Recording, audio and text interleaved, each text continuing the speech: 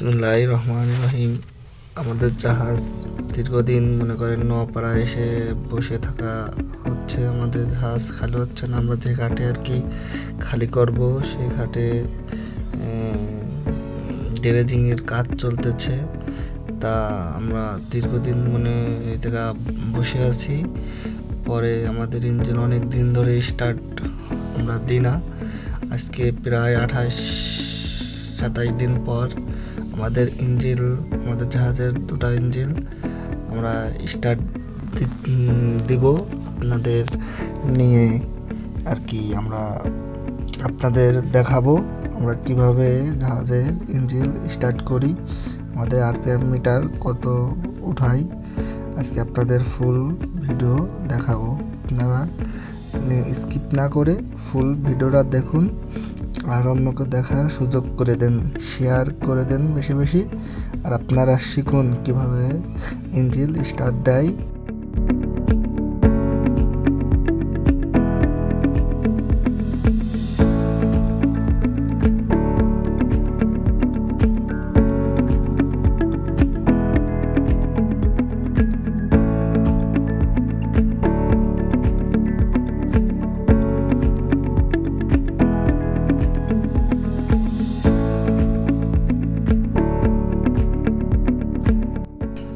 আমাদের ইঞ্জিনে যে এখন স্টার্ট হবে, কিভাবে স্টার্ট হয় দেখুন। এই যে স্টার্ট হয়ে গেছে।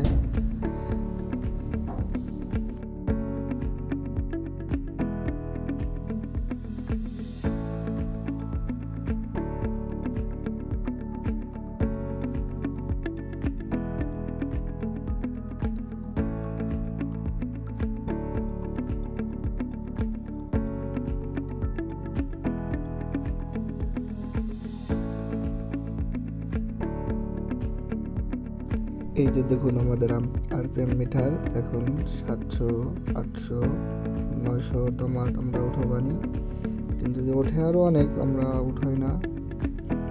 আর এমনি যে সময় জাহাজ চলে সেই সময় তো মনে করেন আমরা 700 এরকম চালাই।